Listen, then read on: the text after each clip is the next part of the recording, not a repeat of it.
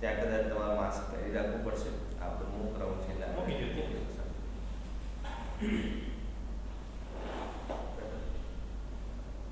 Relaxed.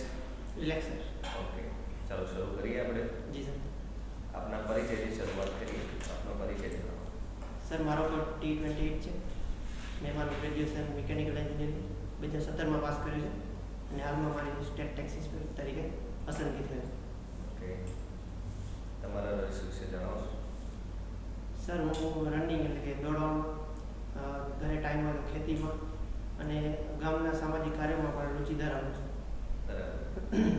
તમે ગામના સામાજિક કાર્યમાં રુચિ ધરાવો છો. જી સર. તો કેવા પ્રકારના સામાજિક કાર્યમાં રુચિ ધરાવો છો? જી સર, વૃક્ષારોપણ અને હમણાં મેં લોકડાઉનમાં એક સારું કામ અમે ગામના વિદ્યાર્થીઓ હતા તે સારું એક કામ કર્યું હતું. જેમ કે અમે ડિજિટલ ક્લાસરૂમ તૈયાર કર્યું હતું. એમાં લાઇબ્રેરી પ્લસ ઓનલાઈન ક્લાસીસ છોકરાઓ એફોર્ડ કરી શકે, કારણ કે લોકડાઉનમાં તેઓ ત્યાં જઈને ભણી ન શકતા, એટલે લાઈવ લેક્ચરથી તેઓ ભણી શકે. એટલે અમે સર ઇન્ફ્રાસ્ટ્રક્ચર તૈયાર કર્યું, જેમાં કંપનીના CSR હોય એનો ઉપયોગ કરી અને તૈયાર કર્યું. છોકરાઓ પાસેથી કોઈ ફી ઉઘરાવી? જી ના સર, એ ઓલ ઓવર ખર્ચો CSRથી શરૂ કરાય અને એક પ્રાથમિક ફાઉન્ડેશન છે, એમાં જે પણ ફંડ આવે ગામનો એનો ઉપયોગ કરી અને કરતા છે. તમે STIની પરીક્ષા પાસ કરી છે? જી સર. ઓકે, હવે તમે કદાચ PIની પરીક્ષા પાસ કરી લો, ઇન્ટરવ્યુ કદાચ ક્લિયર કરી લો. જી સર. તો તમે કઈ પરીક્ષાને પ્રાધાન્ય આપશો? સર, હું PI તરીકે PI પ્રાધાન્ય આપીશ. તો STI તો તમારી એળે ગઈ. જી સર, એવું નથી, પરંતુ કોઈ પણ વ્યક્તિ હોય છે પ્રગતિ જીવનમાં ઈચ્છતો જ હોય છે. ક્લાસ 3માંથી ક્લાસ 2માં પ્લસમાં તેમને જે પગાર ધોરણ વધારે મળે છે તો એને પ્રેફર કરવું છે. તો તમે PIની પરીક્ષા પગાર ધોરણ વધારવા માટે આપી રહ્યા છો? જી ના સર, મને પોલીસ પ્રત્યે પહેલેથી જ માન છે, તેમનું સમાજમાં પ્રતિષ્ઠા છે અને મારા મિત્ર વર્તુળમાંથી પણ મને સારું એવું મોટિવેશન મળ્યું છે અને પબ્લિકમાં કામ કરવાનું મને સારું વધારે ગમે છે. ઓકે, તો પોલીસમાં તમને પહેલેથી જ રસ છે, તો તમારી અંદર 3 એવી કઈ ક્વોલિટી છે જી સર કે જેના કારણે હવે તમે પોલીસ ઇન્સ્પેક્ટર તરીકે નિયુક્ત કરી? જી સર, હું ડિસિપ્લિન મેં બહુ જાણું છું, પ્લસમાં સર હાર્ડ વર્કિંગ છું અને તંદુરસ્ત સ્પર્ધામાં હું સારું પરિણામ મેળવી શકું છું. ઓકે, પોલીસ ઇન્સ્પેક્ટર તરીકે તમારી નિમણૂક થશે જી સર. તો કયા કાયદા અંતર્ગત તમારી નિમણૂક થશે? સર, ગુજરાત પોલીસ એક્ટ 1951 એવું સમથિંગ છે સર, હું એના વિશે ચોક્કસ જાણતો નથી. ઓકે, ગુજરાત પોલીસના માળખા વિશે આપ જાણો છો? જી સર. તો એનું માળખું મને જણાવો કે સર્વોચ્ચ હોદ્દાથી લઈને નીચેના હોદ્દા સુધીનું માળખું જણાવો. જી સર, એમાં રૂરલ પ્રમાણે એમાં હું ફોલો કરું તો DGP સૌથી ઉપર, પછી AGP પણ કહે છે, પછી range IG, SP, DYSP, PI, PSI, ASI, head constable અને કોન્સ્ટેબલ. બરાબર છે. અને શહેરી લેવલમાં જઈએ તો કમિશનરેટ એરિયામાં CP, JCP, ACP, DCP, PI, PSI, ASI, head constable અને કોન્સ્ટેબલ. તમે કમિશનરેટ વિસ્તારની વાત કરી, આ કમિશનરેટ વિસ્તાર નક્કી કોણ કરે છે? સર, એ મને ચોક્કસ ખ્યાલ નથી, પરંતુ સરકાર દ્વારા એમાં ક્રાઇટેરિયા છે કે 10 લાખથી વધારે વસ્તી હોય તો કમિશનરેટ એરિયા જાહેર કરે છે. CRPCમાં એવું કહ્યું છે કે 10 લાખ કરતાં વધારે વિસ્તાર હોય તો મેટ્રોપોલિટન વિસ્તાર જાહેર કરવો. જી સર. તો કમિશનરેટ વિસ્તાર જાહેર કરવો અને મેટ્રોપોલિટન વિસ્તાર જાહેર કરવો બંનેમાં ડિફરન્સ છે કે? સર, એના વિશે ચોક્કસ હું જાણતો નથી. ઓકે, આપણું જે પોલીસ માળખું છે, જી સર. બરાબર, આ પોલીસ માળખું તમે કીધું રેન્જ IG હોય છે, જી સર. તો આ કેટલા વિભાગમાં વહેંચાયેલું છે? સર, એ 9 વિભાગ. 9 વિભાગમાં વહેંચાયેલું છે. એમાં છેલ્લો કયો વિભાગ ઉમેરવામાં આવ્યો? કયો જિલ્લો ઉમેરવામાં આવ્યો? સર, ચોક્કસ ખ્યાલ નથી, પરંતુ બોર્ડર રેન્જ છે કદાચ. ઓકે, બોર્ડર રેન્જ તો છે જ વર્ષોથી. કોઈ નામ યાદ છે જિલ્લાનું કે આ રેન્જ નવી બનાવી છેલ્લે? સોરી સર, એના વિશે. કમિશનરેટ વિસ્તારમાં નવી મંજૂરી આપવામાં આવે છે હવે, તો એ કયા વિસ્તારને કમિશનરેટ એરિયા બનાવવાની માંગ છે? ગાંધીનગર સર. ગાંધીનગર. ઓકે, આપણું જે પોલીસ ડિપાર્ટમેન્ટ જે છે, જી સર. બરાબર, એનું એડમિનિસ્ટ્રેટિવ સ્ટ્રક્ચર જે છે, જે વહીવટી તંત્ર છે, તો એક PI તરીકે તમને વહીવટી કાર્ય વધારે ગમશે કે કાયદોની વ્યવસ્થા જાળવવાનું કાર્ય વધારે ગમશે?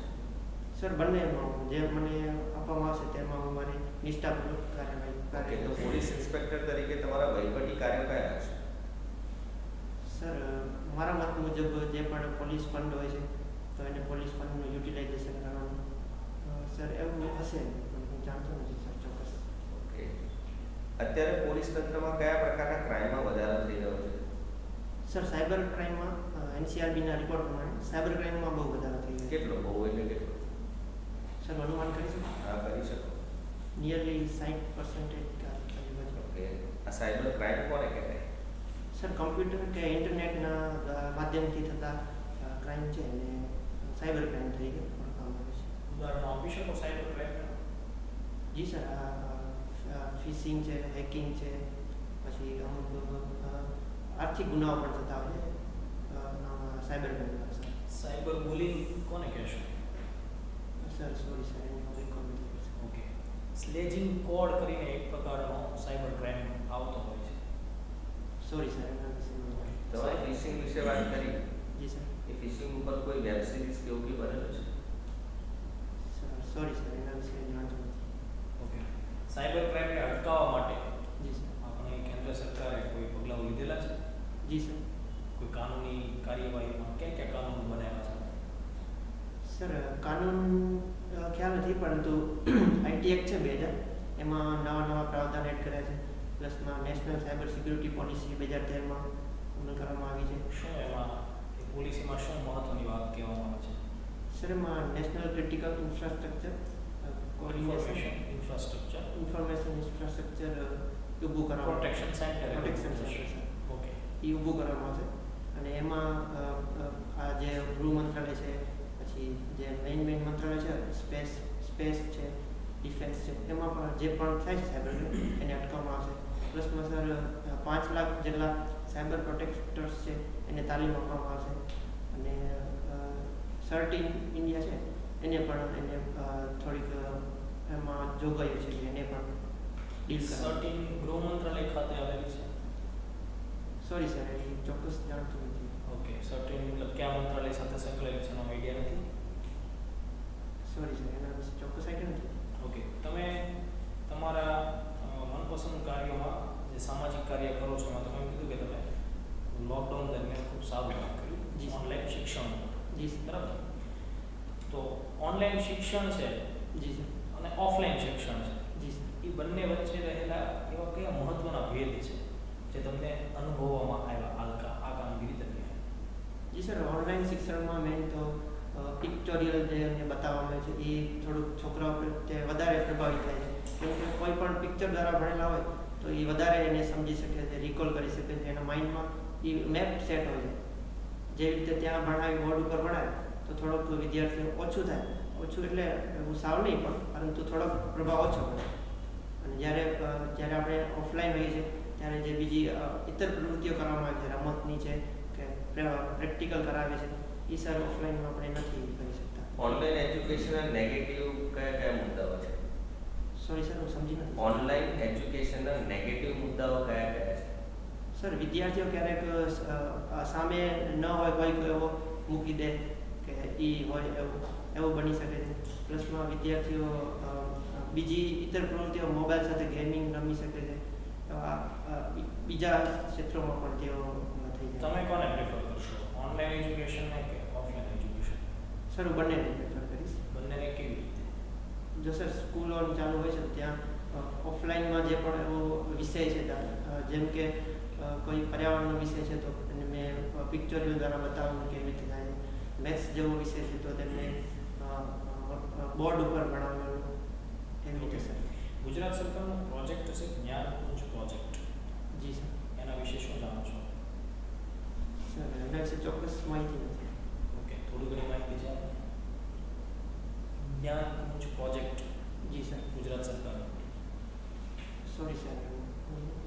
ઓકે, જીપીએસસીમાં તમે જે પરીક્ષા અત્યારે આપી રહ્યા છો પીઆઈ, જી સર. એનો જાહેરાત કરવાનું શું છે? 112 સર. 112 કયા વર્ષમાં? 2018 વર્ષ સર. 112/2018. જીપીએસસીની રચના કયા વર્ષે? સોરી સર ચોક્કસ ખ્યાલ નથી પણ પરંતુ અનુમાન કરીશું હા, કરો. 1960 સર. 1960. ઓકે. ગુજરાત પોલીસનું સ્લોગન શું છે? કયા 3 શબ્દો ગુજરાત પોલીસની કામગીરીને સારી રીતે રજૂ કરે છે? સેવા, સુરક્ષા અને શાંતિ. Very good. હવે માનો કે આ 3 શબ્દોની જગ્યાએ તમારે અન્ય કોઈ 3 શબ્દો પ્રયોગમાં લેવાના થાય જી કે સર. જે પોલીસની કામગીરીને રજૂ કરતા જ હોય. એવું તો નથી કે આ 3 શબ્દો જ પોલીસની તમામ કામગીરીને રજૂ કરે છે. તો એ 3 શબ્દો ક્યાં હોઈ શકે?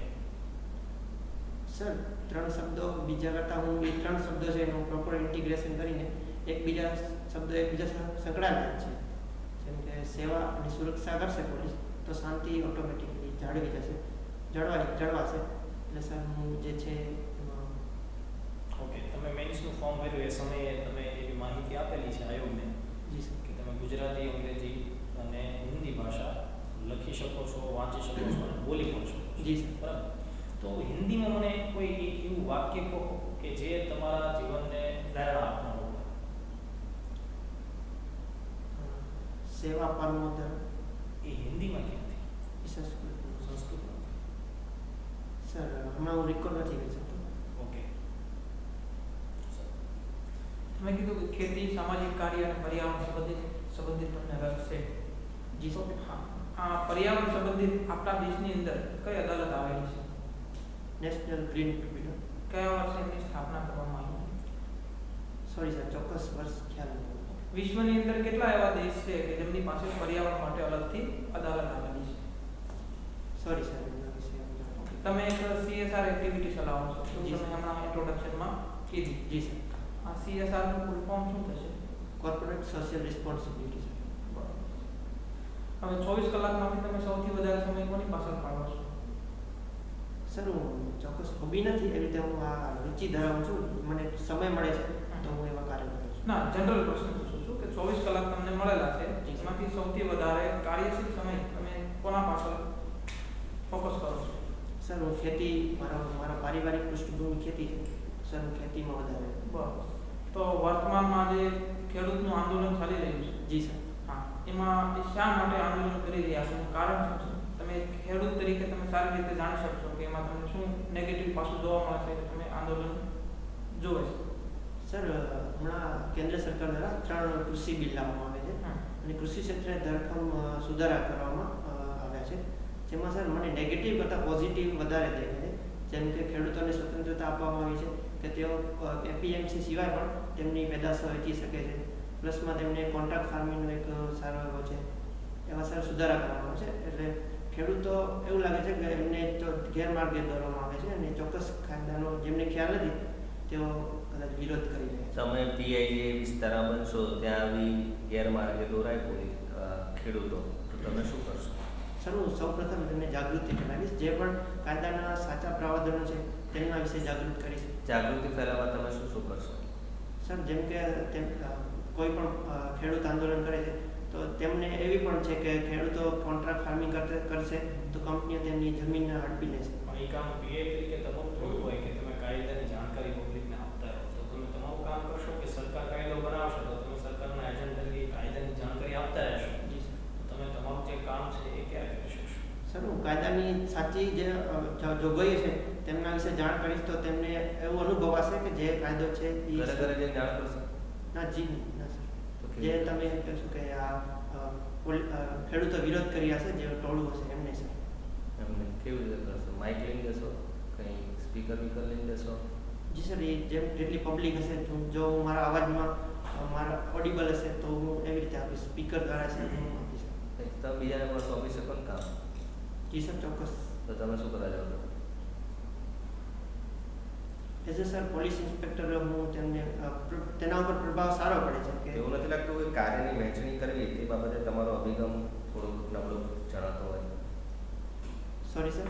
કાર્યની વહેંચણી બાબતે તમારો અભિગમ નબળો જણાતો એવું તમને નથી લાગતું?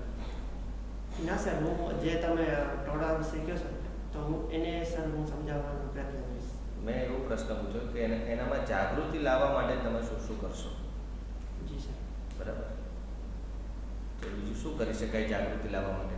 સર ઓનલાઈન પર પણ જાગૃતિ આવી શકે. બધા ખેડૂતો સ્માર્ટફોન વાપરતા હોય? જી ના સર, પરંતુ હું જે મારા પોલીસ સ્ટાફમાં પણ હશે એમને જણાવીશ, એ એમના પરિવારને જણાવશે. એવી રીતે પણ જાગૃતિ સર ફેલાઈ શકે છે. ઓકે. રાષ્ટ્રીય સ્તર ઉપર પોલીસ સ્મૃતિ દિવસ ઉજવવામાં આવતો હોય છે. આપ જાણો છો એના વિશે? જી સર. કયા દિવસે ઉજવાય છે? સર અનુમાન કરી શકું? હા, 21 ઓક્ટોબર. 21 ઓક્ટોબર સાચો જવાબ છે. શા માટે? સર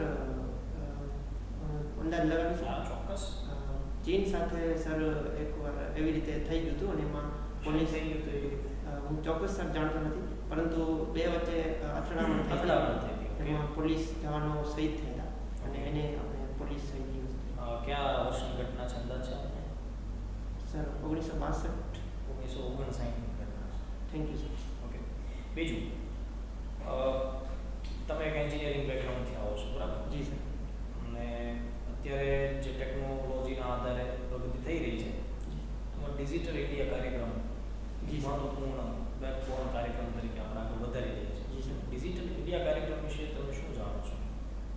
સર ડિજિટલ ઇન્ડિયા કાર્યક્રમ અંતર્ગત આપણે જે ઇકોનોમી છે કે કોઈ પણ છે તેને ડિજિટલી એમ્પાવર કરવાનું મેન એમ છે.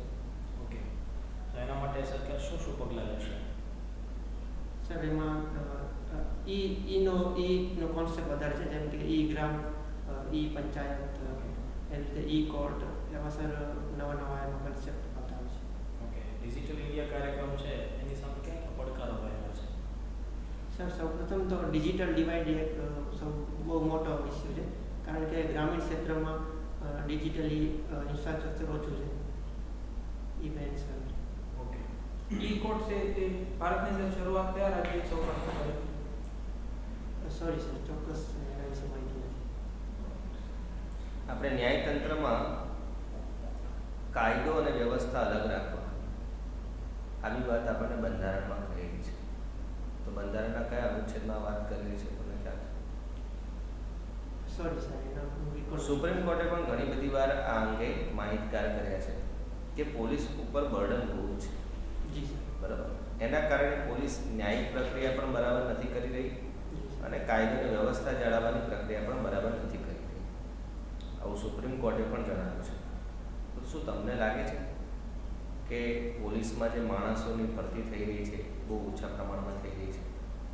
સર એમાં વેકેન્સી છે એ એક મત પ્રવર્તે છે કે એમાં જગ્યાઓ ખાલી રહેલી છે, એવો મત રહે છે. એના કારણે પોલીસ ઉપર બર્ડન વધી રહ્યું છે. પ્લસમાં સર ક્રાઇમ રેટ આપણે પબ્લિક વધારે છે અને થોડો ક્રાઇમ રેટ પણ વધુ છે, તો બર્ડન નિયરલી થોડું ઓછું હોય છે, પરંતુ એને ડીલ કરતા હોય છે. તો તમારા મતે 1 લાખ જે પોપ્યુલેશન હોય જી સર. એના ઉપર કેટલી પોલીસ હોવી જોઈએ?